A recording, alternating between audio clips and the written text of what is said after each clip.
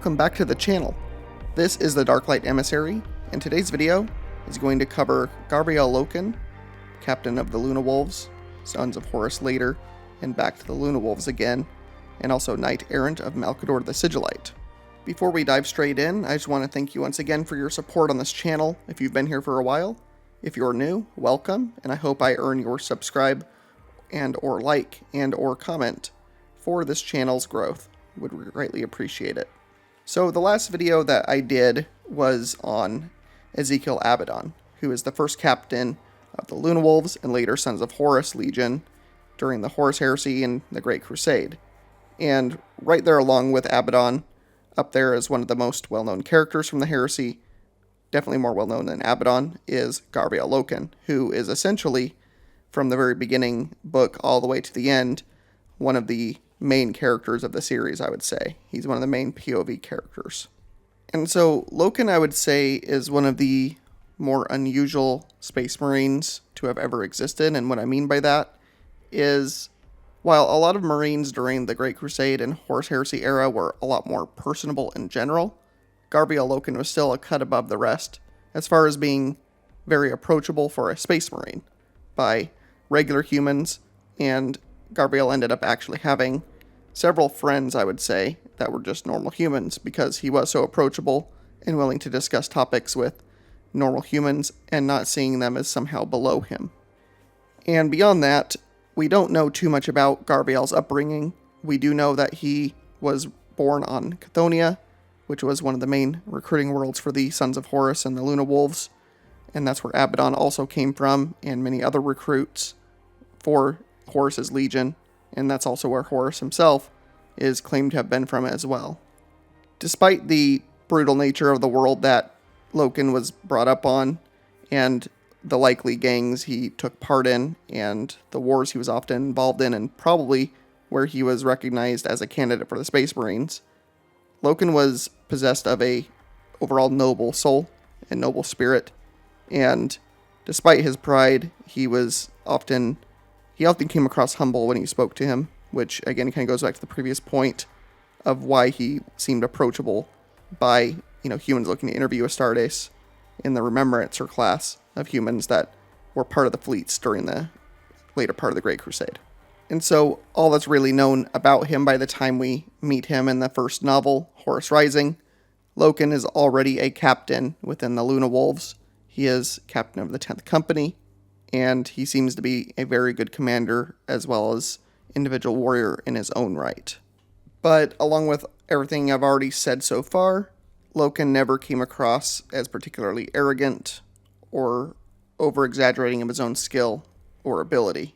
One of my favorite characterizations of Loken is when we get to see Loken's quarters where he stays on the Vengeful Spirit, and he's kind of like looking through his possessions, which aren't many.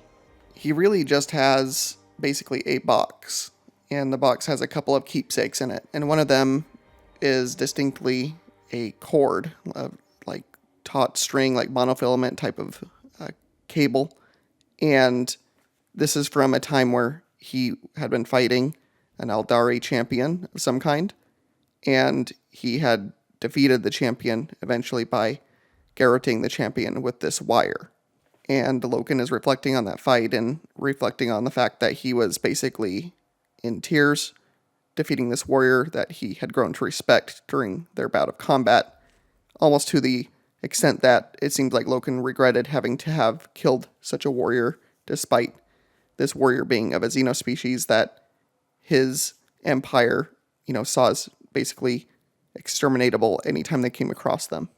And so it just speaks to how Garviel, despite being a warrior bred for combat and for endless war, so to speak, didn't seem to exactly glory in defeating his enemies. In fact, sometimes he seemed to regret having to destroy his enemies, even if they were of a xenospecies. And this carries on later on as well, when we will talk about the Interrex a little bit as well. Eventually, Garviel Loken is recognized more and more for his feats of leadership and combat ability, and he eventually, even is noticed by Abaddon, first captain of the Luna Wolves, and This attention, with also attention by Tarek another captain in the Luna Wolves, helps to elevate Loken to a position within Horus's inner circle, known as the Mournival.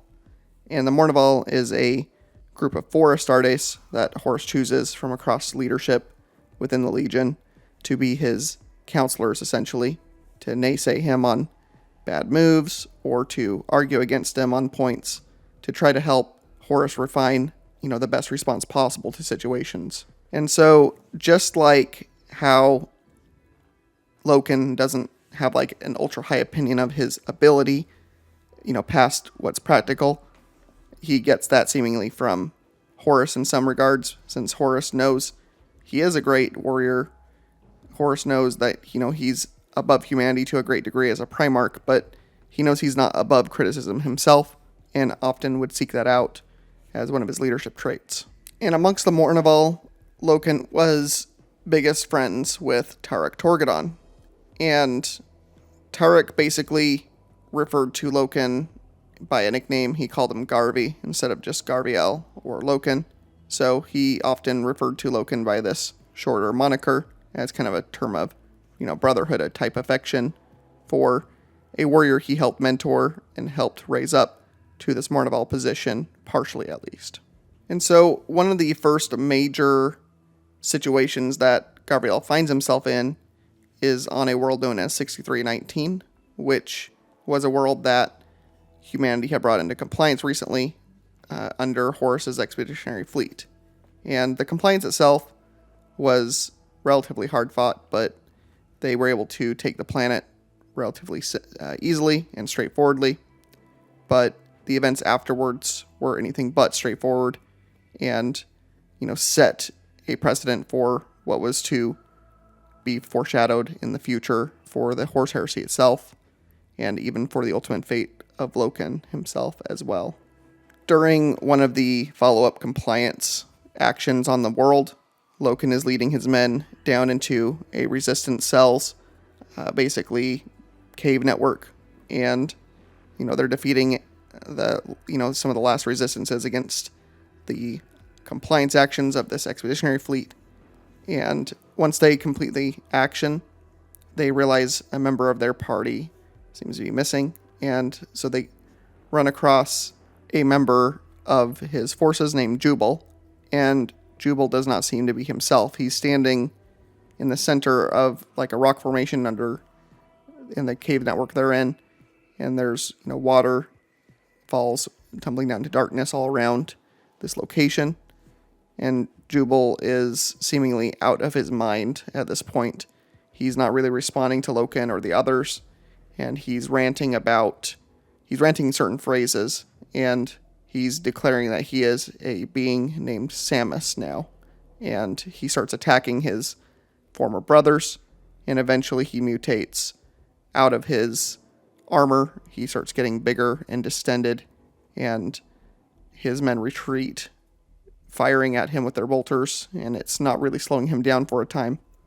And eventually they do defeat him by sheer want of power that they're using, but it disturbs Loken to a great degree because they were brought up knowing the Imperial Creed or the Imperial Truth, which states there is no such thing as supernatural entities, there is no such thing as gods.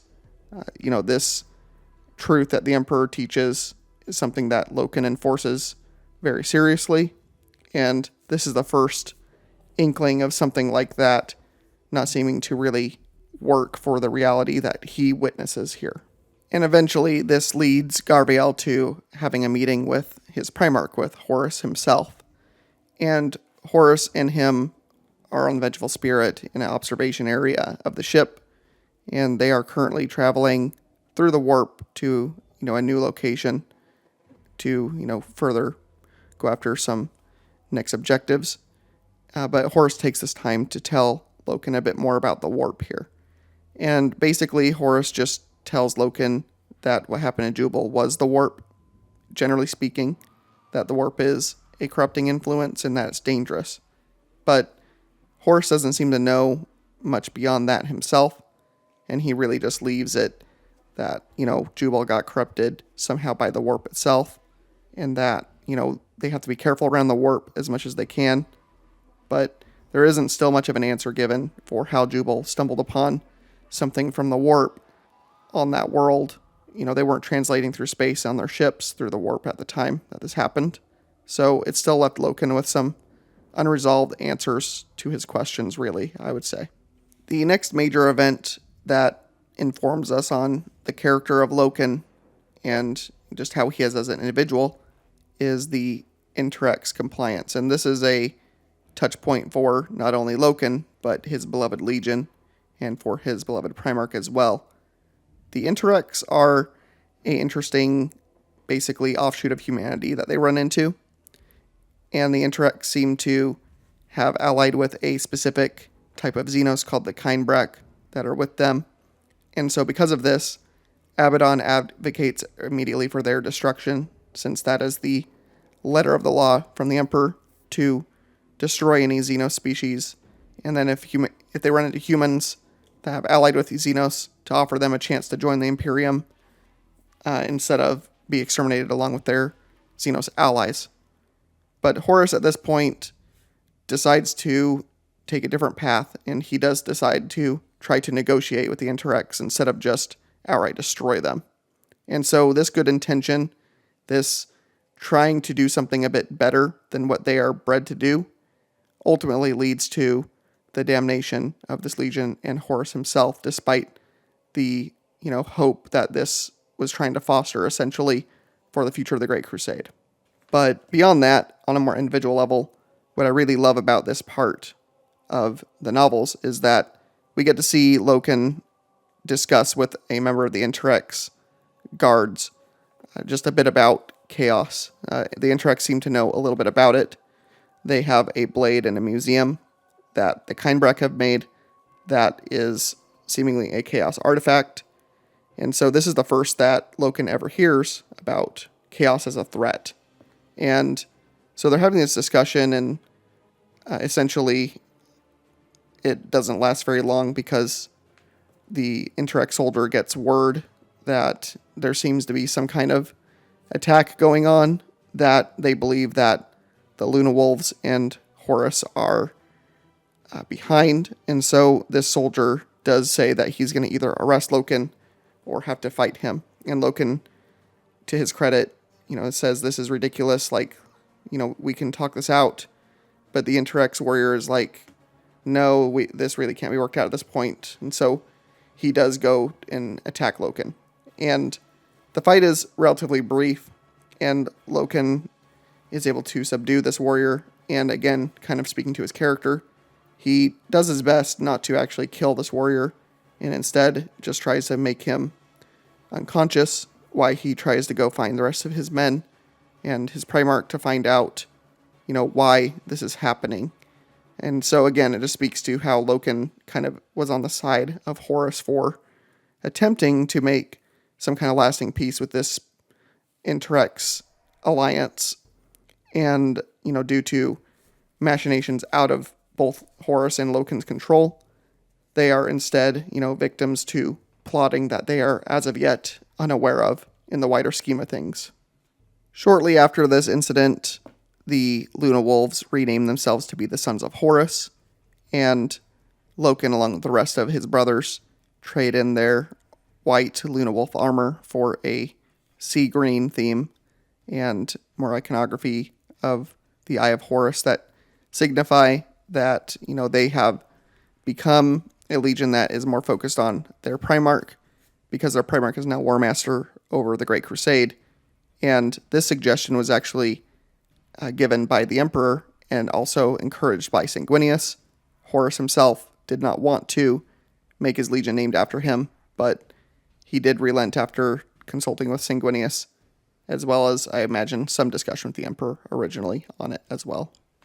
Shortly after this is the infamous moment where Horus is felled by a Nergalite demon wielding the Kindbrak blade that was stolen from the Interrex that brought Horus close to death. And his men witnessed this and were shaken to their core to watch their Primarch fall and come anywhere close to death. And they desperately brought him as fast as they could to the Vengeful Spirits Apothecarium. And there, the apothecaries could do nothing. They didn't really even understand Primarch biology. And this is where we start seeing cracks in methodology in the Legion and in the Mournival specifically. Loken and Abaddon specifically were like two halves of the Legion, two sides of the coin for the Legion.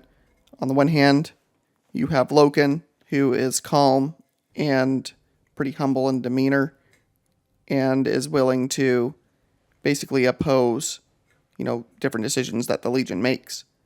And Abaddon, quite the opposite, is known for his bellicose warrior spirit. And I wouldn't quite say he is, somehow worse than Loken, but he is very different as a commander. And that is why Horus had them both on the Mournival, because they had completely different points of view often. And Horus could kind of use them to kind of zero in on a middle point for strategy and things like that. And so on the matter of what to do to help Horus, there was a proposition given by Erebus of the Wordbearers to bring Horus down to the planet they were over, to have him healed in a lodge there by some spiritual leaders, by some kind of medicine men of some kind, which later turned out to be chaos priests, but this was not known at the time. But Loken seemed to somehow know something was off, and so him and Tarik Torgadon opposed both Abaddon and Little Horus Axmund, the fourth member of the Mournival, on their decision to take Horus down there. And it should be noted here that both Loken and Abaddon both had a love and deep respect for their Primarch, but Abaddon definitely seemed to have more of a desperate need to save his father no matter what, whereas Loken wanted to try to do it the right way. He felt in his core that taking Horus down to the planet was a bad idea. And during a further incident, eventually Horus is brought down to the world without Loken and Tarik being aware that that was the decision being made. Abaddon and Axmund kind of did it without their knowledge, knowing that they would oppose it all the way to a vote of any kind. And so Loken and Tarik make their way down to the world below, and they approach the lodge that they have already put Horus inside of. And Abaddon, Axmund, and many other sons of Horus are standing guard out front of the gates, the doorway to this giant lodge, this big stone edifice essentially. And Abaddon basically, his gaze very stony, stares down Loken, and Loken stares back, and Abaddon's basically like, are you here to still try to stop this? And Loken basically says, no, I'm here to, give support. I realize this decision is already made at this point. And so Loken, showing solidarity with his brothers, chooses to stand next to Abaddon here. Tarik follows suit, standing next to Little Horus Axmund. And so the four Mournival brothers and some other members of the Legion stand vigil, waiting for their Primarch to hopefully come back to them. And not too long after this, the doorways do open and Horus returns to them whole again. And at first, it is simply something to be celebrated, and nothing seems amiss. But shortly after this, we have the technocracy compliance. And so the technocracy here, the full name being the Auratian technocracy, was a human empire that seemed to retain a fair bit of technology from the Dark Age of technology in humanity's history. And they even seem to have an intact STC, which is a huge deal. Basically, imagine something that can adapt and build any technology that you want it to.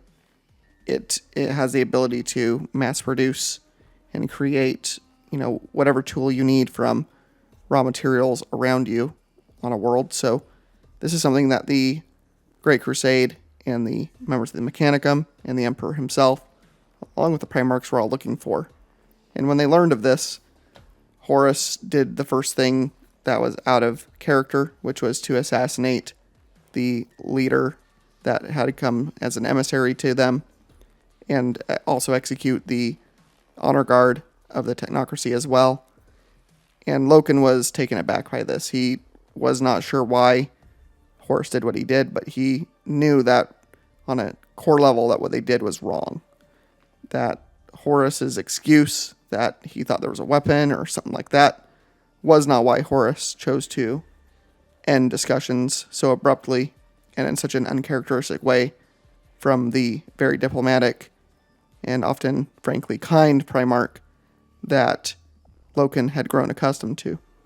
But ever a dutiful and loyal son, Loken did choose to help bring the technocracy to compliance, and this action was a very interesting one because the Aurasian technocracy, one of the main things that made them somewhat similar to the Imperium was that the regular human troops used a form of power armor that looked a lot like Space Marine power armor, but modeled for humans instead of like superhuman warriors. And this seemed to come from the STC itself that they had. And so this war ends up being kind of like a type and shadow of the Horus heresy to come.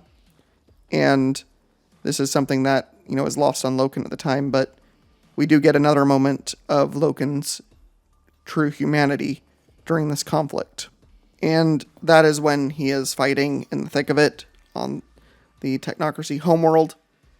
And he is fighting against soldiers that look disturbingly like his own and making him question everything. There's even flyers that look like Thunderhawks and Stormbirds, things like that the enemy are using. So Loken really feels as if he's almost fighting his brothers here, and he still knows that what they're doing seems to be wrong. And this point is kind of shown when Loken is fighting one of the soldiers. He basically, cuts the soldier's legs off with a swing from his chainsword. But instead of just simply destroying and killing the warrior outright, he instead kneels next to the warrior and pulls off the man's helmet and offers to give the man a bit of water as a sign of respect and, basically almost sorrow for what they were doing to them. Even though Loken knew it was wrong, this was his only gesture he could do since he was still a captain in this force and still ultimately believed that his Primarch knew what he was doing. He didn't want to believe at this point that his Primarch was going down the wrong path, and he didn't really have any huge reasons to believe that. He still didn't really know what chaos was, and he still didn't know that his father had been corrupted by, gods that live in another dimension. As far as Loken knew, none of that existed still. But I digress. My point bringing this up is just to show that Loken, even in the midst of this, is still showing, his general respect for enemy soldiers, and in the way he can. He knew the soldier was going to die, but he couldn't just cruelly end him. He wanted to show this soldier a final respect, essentially, by offering him a little bit of peace at the end. Shortly after this, not long after, we get the infamous incident of Istvan III. And Istvan III was a world that had previously been brought to compliance by the Raven Guard and Korax, and there was news that there was a new rebellion there against the rule of the Imperium, and so Horus went there with his legion, along with 3 other legions, to bring this world to compliance. Now, Loken knew at this point something was a bit off. Did they need 4 legions to bring one world to compliance? And, that's overkill to a great degree. And so Loken knew that this seemed a little bit odd, and so did Tarek. But, they still were loyal sons, and they were doing their best to, believe that there was still some good in their Primarch, and that, their brothers would not betray them. That seemed still not possible despite the growing rift between Loken, Tarek, and the other 2 members of the Mournival, and also the split happening in the Legion itself. Ultimately, the forces sent down to Istvan III were successful in bringing the world back into compliance, but shortly after doing so, any hails back to the fleet were greeted by silence, and eventually Loken and the rest of the loyalists sent down to die on this world were warned by Captain Saul Tarvitz of the Emperor's Children. They were tipped off that they were going to be bombed by virus bombs by the fleet in orbit. And so Loken and his forces all hunkered down in bunkers as fast as they could to seal themselves away from the virus bombs. And then shortly after the virus bombs were released, the entire world was basically liquefied by this virus bomb attack. And then the rest of it was ignited by orbital strikes that burned the planet from pole to pole. And so the city that Loken and the rest of the loyalists took shelter in, some of them died in the conflagration and the virus bomb attacks. They weren't able to get into bunkers in time. But Loken and a fair few loyalists did survive this assault. And they still had a city that they could entrench themselves in. And that is exactly what Loken and the rest of the survivors did. There seemed to be a few thousand left, and Loken was one of the main commanders of this defensive force. And Loken cast off the name of Sons of Horus, along with his men, and took up the name of Luna Wolves again. And so Loken, along with Tarek and the rest of the remaining Luna Wolves Legion, stood in defiance against the War Master and the traitor forces in orbit at this time. And so we have Loken, along with some loyalist Emperor's Children, World Eaters, and Death Guard that were in opposition to the rest of their legions, now intent on killing them because, they were now intent on betraying the Emperor, and they knew that it was likely Loken and the rest of the men sent to die would not betray the Emperor along with them, that, the differences ran too deep in loyalty. And so for nearly 2 months, Loken and the defenders were able to hunker down in the ruins of the city and defeat any attempts to root them out or destroy them simply by orbital bombardment. And eventually this required Abaddon and Horus Aximand to come down to basically try to defeat Loken and Tarek in face-to-face combat to try to decapitate leadership, while the rest of the, loyalists were fighting to the last man against Angron, Primarch of the World Eaters, and other traitor forces that came down to root out their, just recently, brethren that were now traitors to them at this time. Loken was able to fight a pretty good fight against Abaddon, but Abaddon was wearing Terminator armor, and Loken was wearing regular power armor, and combined with not only the Terminator armor, Abaddon was just one of the best warriors to exist during the Heresy series, and the Heresy in general at the time. And despite Loken also being one of the greatest warriors of the time, Abaddon did, I believe, outweigh Loken in terms of overall skill. And so eventually, while he was not killed, Loken was defeated. And shortly before being defeated by Abaddon, he did witness his friend Tarek beheaded by Horus Aximand, and little Horus Aximand makes eye contact with Loken at this point, and he can see tears in Aximand's eyes because Aximand had considered Tarek a friend and really did not want to do what he had just done. But Loken was distraught, watching one of his closest friends for the last few decades, if not a century, destroyed by someone they also had considered friend and close counselor for a long time. Loken is buried by some rubble that collapses the building they're in due to a passing Titan, and Abaddon is not able to finish Loken at this point.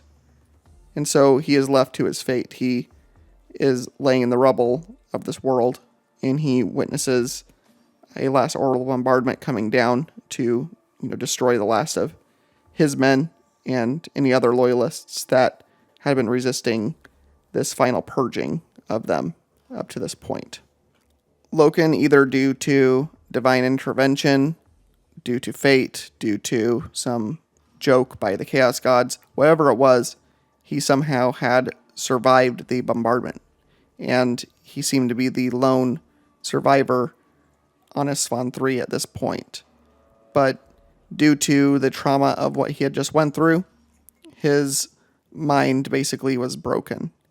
And he basically called himself Cerberus for a time, and he basically just roamed the ruins of the world, and he seemingly was looking for other survivors that he considered traitors. Like, his mind was so gone that he considered himself the last loyalist space marine to ever exist. And so he became kind of like this specter, this monster, this ghost that roamed the world's ruins, looking for anything that moved and seeing anything as a traitor. He was so far gone. To put a long story short on this, eventually he is found by Nathaniel Garrow, who is a former member of the Death Guard Legion, another survivor of the Purges, and the man who had brought word of the betrayal to the Emperor in Rogal Dorn. He was sent to Isstvan III on orders by Malcador the Sigillite, and upon arriving there, he eventually runs into Loken, a broken man now, and is able to eventually get Loken to see enough reason to bring him back to Terra. And for a time, Loken is basically captive on the moon in a fortress there, where he is interrogated and otherwise checked to make sure he is not corrupted or some kind of trap of some kind. Eventually, Loken enters the service of Malcador as a knight-errant himself, and so Loken at this point basically becomes an agent of the Imperium still, and a loyal son of the Emperor, still able to serve in some capacity, if not as a Luna Wolf, but still as a Space Marine, and someone loyal to the Emperor. Shortly after entering this position, Loken was able to, through some meditations and events, able to recall exactly who he was and what he was fighting for, and was able to recall that he was Garviel Loken, former son of Horus, now a Luna Wolf, and he still identified as that, even if he was now in the gray of a knight-errant, at the behest of Malcador and helping him with some missions. And the most significant thing that Loken ends up doing at this point, later into the heresy, is to infiltrate the Vengeful Spirit itself, along with another former Luna Wolf, Iacton Cruz, and a few others, to mark a path for the eventual assault by the Space Wolves onto the Vengeful Spirit. And eventually, Loken ends up in the throne room of Horus, and Horus is there, and this is the first time that Horus has seen Loken since Isstvan III. And Horus tries to appeal to Loken here. He tries to offer Loken a place at his side still, but this does not occur. Loken cuts off his father several times and basically tells Horus without any doubt that he is his enemy and that he will see him defeated, and that nothing he can say will change that. And shortly after this, Loken is able to escape off the Vengeful Spirit without true injury to himself, and thus is the final line drawn between him and his father, and he is able to confront him in person here. Loken goes on to continue to serve valiantly as a knight-errant, and then Loken is present for the Siege of Terra itself. And the most significant contribution Loken makes to the siege is the Saturnine Gambit, and I think shortly before this, or after this, I don't remember exactly the order of events, but Loken is one of the Knights Errant chosen to become a founding member of the Grey Knights. And Loken is even privileged to have the Emperor show up in person to talk with them shortly a little bit about that.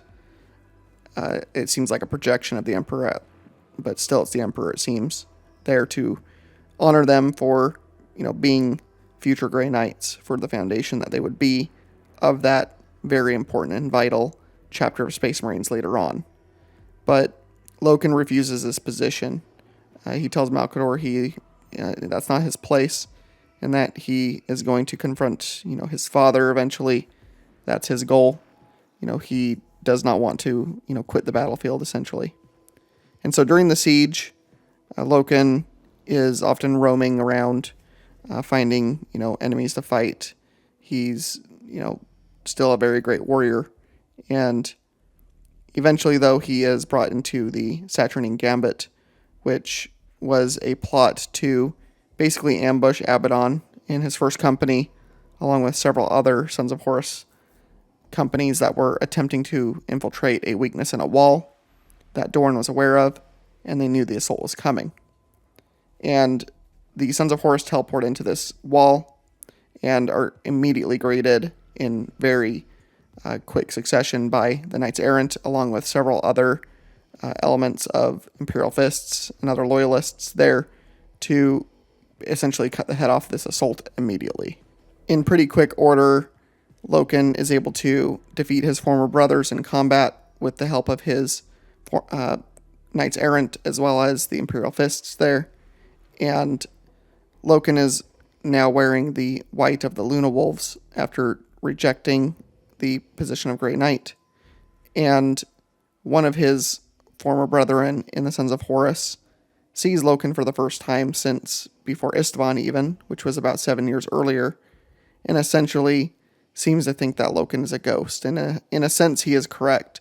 Loken is the ghost of everything they left behind when betraying the Emperor and their own, creeds and culture, essentially, to be subsumed by chaos and the wiles of that and its corruption. And then eventually, Loken catches up with Horus Aximand, who is also part of this assault. And when Aximand turns around and sees Loken, this is the first time since Istvan III he has seen him. And likewise, Aximand is deeply disturbed by seeing Loken and fully believes that he is basically being visited by a vengeful ghost. And in a sense, he's not wrong. Loken is definitely there for vengeance, and he defeats Aximand very quickly, slaying him basically as a form of payment for all of the death and destruction that Aximand played a part in, betraying him and his brethren so many years ago at this point on Istvan III. As the siege continues, eventually the warp starts fusing with Terra, and time and space starts kind of buckling in on itself. And because of this, it seems like certain characters' fates were basically being bound together. And Loken was certainly one of these characters that was being steered in a certain direction. He eventually was able to make contact with 40kLore and helped her for a time get to where she needed to go, seemingly at the behest of the Emperor in her case. And then he eventually was brought to the company of Cinderman, who was looking for basically lore on how to defeat chaos and some knowledge in the Emperor's personal library. And so Loken spent some time with them as well, helping them to find some information. But the fates eventually compelled Loken to eventually end up on the Vengeful Spirit itself. Loken sees a hatch appear in the library that wasn't there before, and he recognizes it. And when he puts his hand to the access code to this hatch, it opens for him because it's a hatch to the Vengeful Spirit itself. And so Loken steps through and finds himself basically in the depths of the Vengeful Spirit and starts trying to make his way to find his father and confront him one final time. But this is easier said than done. Shortly after Loken arrives on the Vengeful Spirit, he is chased in the depths by none other than Samus, the demon that originally showed up so many years ago on 6319 and had taken Jubal, was back once more and was hunting Loken. And so Loken really couldn't fight it effectively where he was, so he basically was chased for a time by Samus, and eventually they get to this room, and Samus basically shows Loken the entire future, essentially. Like, the entire damned future is what he basically is shown. And Loken is kind of past insanity at this point, and if anything, he kind of matter-of-factly just accepts both, but I assume he sees his own fate, as well as the fate of the Imperium, and just everything else. But Loken is assisted by Cinderman and the others back in the library, who are reading a book that seemingly is able to tell Loken what Samus is going to say and do shortly before he does it, and he uses that to defeat Samus one final time, and seemingly either banishes or outright kills him right there in that fight. Loken eventually makes his way into the ruins of the city of dust that they find themselves in. This conglomeration of ancient ruins from time and space, all plastered together in this weird, endless space that the warp has created. And Loken ends up running into a few other characters from the novels, and together they are able to eventually find the Emperor himself. And at this point, the Emperor is almost becoming a god. He's becoming the Dark King. And Loken doesn't really play a part here other than to finally be able to kneel in person at the feet of the being that he has chosen to sacrifice everything in the name of. And so Loken just simply kneels before the Emperor of Man. Eventually, the Emperor casts off this persona, and Loken follows him and a few other men that the Emperor has with him to the final confrontation with Horus. And here, Loken is finally able to have a discussion with his father. In between the fights and things like that with the Emperor, Horus and Loken speak. And through dialogue and things like that, through the last books, it is expressed by Horus that he considers Loken his own Sanguinius. So Horus never stopped loving Loken, despite having almost killed him on Isstvan 3. It seems like almost Horus was actually glad that Loken had ultimately survived, because Horus ultimately wanted to try to convince Loken to join him. And he seemingly would take as long as it took discussing with Loken to have this happen. He sometimes threatened violence on Loken, but never did attack Loken during this entire discussion during the final fight with the Emperor. He seemingly still held out hope that the Emperor would be defeated and that Loken would then join him. But this wasn't meant to be, and eventually Horus is defeated by the Emperor, and Loken there to witness the entire fight and eventual death of his liege, of the Primarch Horus. And Loken does not choose to go back with the Loyalists to Terra. He says he will stay there with his father, and, just come what may, he's going to stay and honor what was left of his father. And so he is left alone with Horus's body in the ruins of the Vengeful Spirit, and when everyone is gone, Loken kneels before his dead father and starts to weep for everything he has lost this entire time, for everything that humanity has lost, for everything this symbolized as a moment. Abaddon eventually shows up here, and this was just briefly went over in my video right before this one about Abaddon, and so I won't exactly rehash the same thing, but essentially Abaddon chooses not to attack Loken here, and even offers Loken a place in the Legion again. Basically says there's too few of us left. Let's work this out.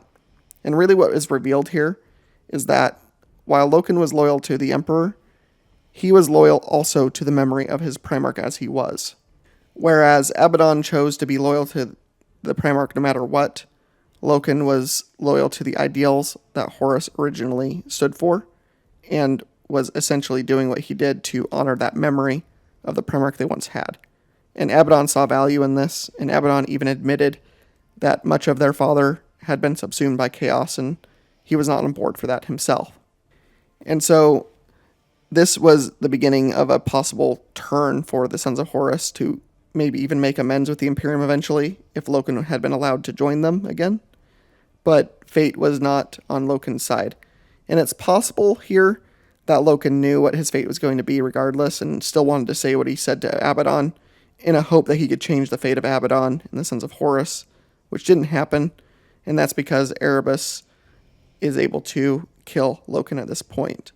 And with the murder of Loken, with this final unjust killing of a hero, of a humble man, of a man who was fighting for what he thought was the right path, Samus, the demon that haunted Loken from the very beginning, was birthed by this final atrocity that Erebus committed. And so the death of Loken basically symbolizes just the unjust nature of this entire conflict, and, basically almost a final extinguishing of hope for some kind of salvageable, better future than the one we get in the 40k era. And thus ends the story of Loken as a hero, as a character, as one of the most, I think, liked and loved characters in the series. He definitely died in a way that many of us are sad about, and while it's appropriate on some levels, we all know what we want to have happen to Erebus, and we hope something happens to him in 40k at this point. Hopefully, maybe Loken will come back as a member of the Legion of the Damned in 40k and exact vengeance, but that's kind of, I think, wishful thinking on my part.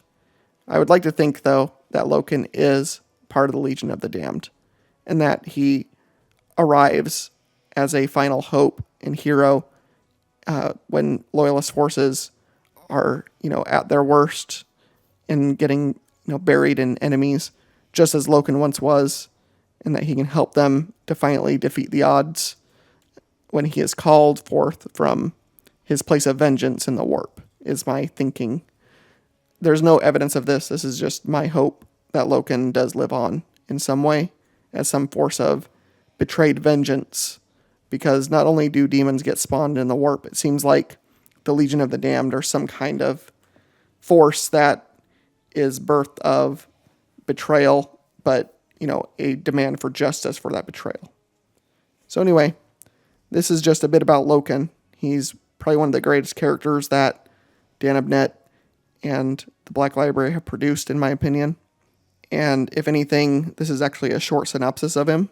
If you have not read all this about him, I recommend it. He's one of the best Space Marine characters written, I think, and just characters written in general, in my opinion.